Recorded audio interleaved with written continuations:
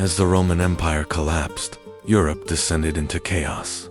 But on the Iberian Peninsula, a new power was preparing to emerge, one that would shape the world for centuries.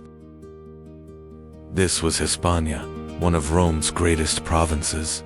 But after Rome's fall, these lands would become the stage for one of history's longest struggles. Visigoths, Muslim conquest, the Reconquista, one of history's first global empires, and a dramatic decline. This is the epic story of Spain. For centuries, Hispania was one of the wealthiest provinces of the Roman Empire.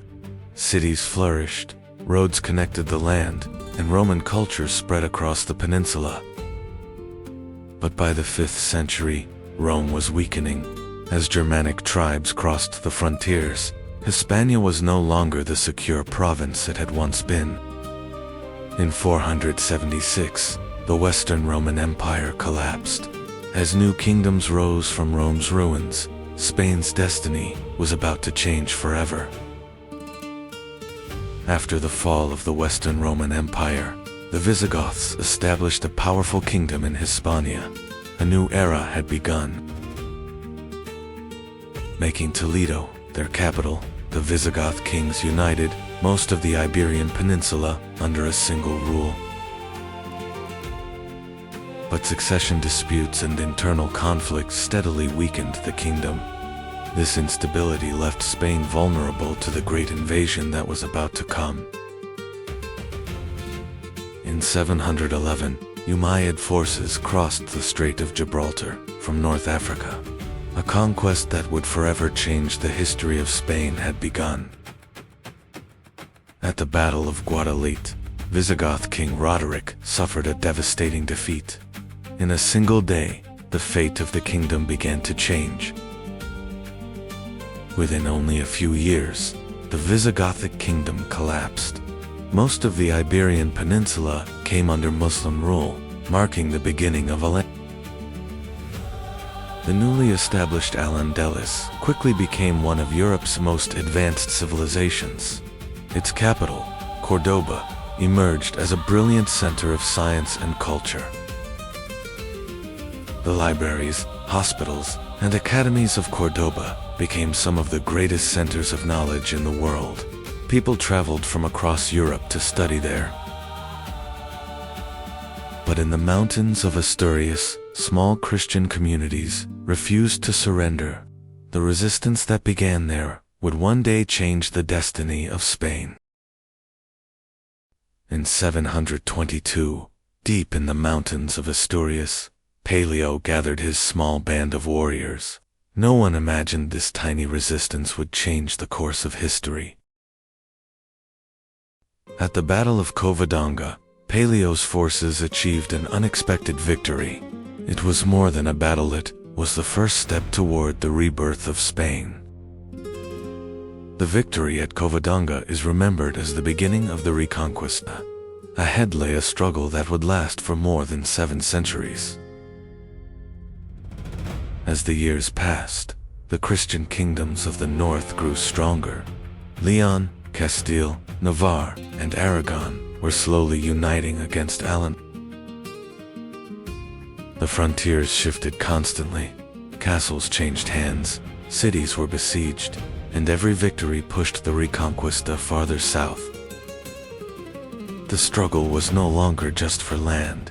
Both sides believed they were fighting for faith, identity, and the future of the peninsula. In the 11th century, Rodrigo Diaz de Bibar, better known as El Cid, became Spain's most legendary warrior. His courage soon became known across the entire peninsula. El Cid captured the city of Valencia, securing his place in history. His military brilliance earned the respect of both allies and enemies. El Cid's victories became a symbol of the Reconquista. But more than 2 centuries of struggle still remained before Spain could finally be united. As the Christian kingdoms advanced, the Almoravids arrived from North Africa to defend Al-Andalus. The Reconquista now faced a far more powerful enemy. After the Almoravids came, the Almohads who took control of Al-Andalus. As Muslim power recovered, the struggle for Spain became even more intense. Realizing the growing threat, the Christian kingdoms began to unite. The battle ahead would forever shape the destiny of Spain. In 1212, the Christian kingdoms formed the greatest alliance in their history, at Las Navas de Tolosa. The battle that would shape the future of the Reconquista began. After hours of brutal fighting, the Christian armies secured a decisive victory. The military power of the Almohads was shattered. After this victory, the Reconquista advanced rapidly. Muslim rule continued to shrink, until only the Emirate of Granada remained. In 1469, Ferdinand of Aragon married Isabella of Castile. Their union became one of the most important political alliances in Spanish history. With the two powerful kingdoms united, the final stage of the Reconquista began. Their ultimate target was the last Muslim state on the peninsula. The united armies marched south. After nearly 8 centuries of conflict, the struggle was entering its final chapter. In 1492, Granada came under siege. The last Muslim kingdom in Spain now stood alone against the united Christian armies. Sultan Muhammad XII handed the keys of Granada to Ferdinand and Isabella. Nearly 8 centuries of Muslim rule in Iberia had officially come to an end. The Reconquista was complete. For the first time, nearly all of Spain was united under a single Christian crown. But in that very same year, an even greater journey was about to change the world forever. Only months after the conquest of Granada, Christopher Columbus received royal support for a bold voyage across the Atlantic. In 1492, Columbus and his crew sailed into unknown waters. None of them knew their voyage would change the world forever. With Columbus's arrival in the New World, Spain began building one of history's greatest colonial empires, rising as a global superpower. During the 16th century, under Charles V, Spain became the most powerful nation in Europe. An empire stretching across continents was taking shape. Gold and silver flowing from the Americas made Spain one of the richest nations on Earth. Global trade routes now connected entire oceans. Under Philip II, Spain became one of history's first global superpowers. It was now known as the empire on which the sun never set. In 1588, King Philip II launched one of the greatest fleets in history to invade England. The Spanish Armada was believed to be invincible. But the English fleet and violent Atlantic storms brought disaster upon the Armada.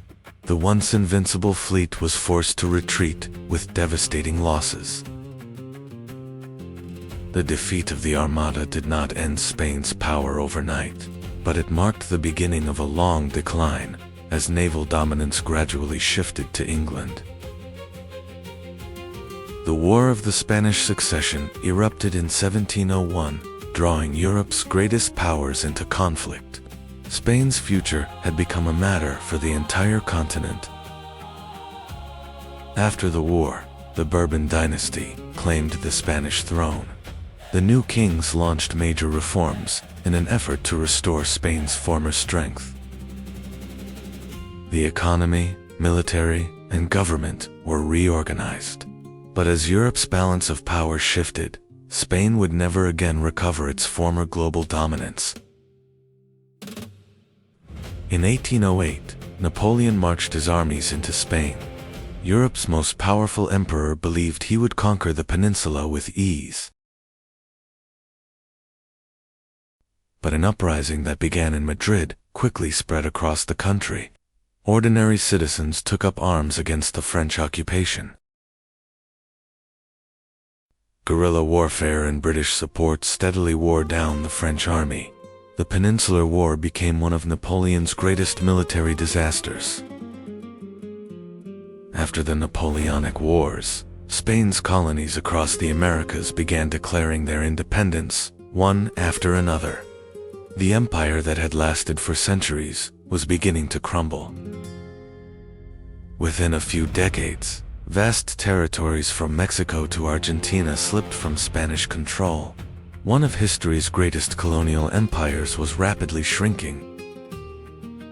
Spain was no longer a global superpower, but its greatest imperial loss was still yet to come.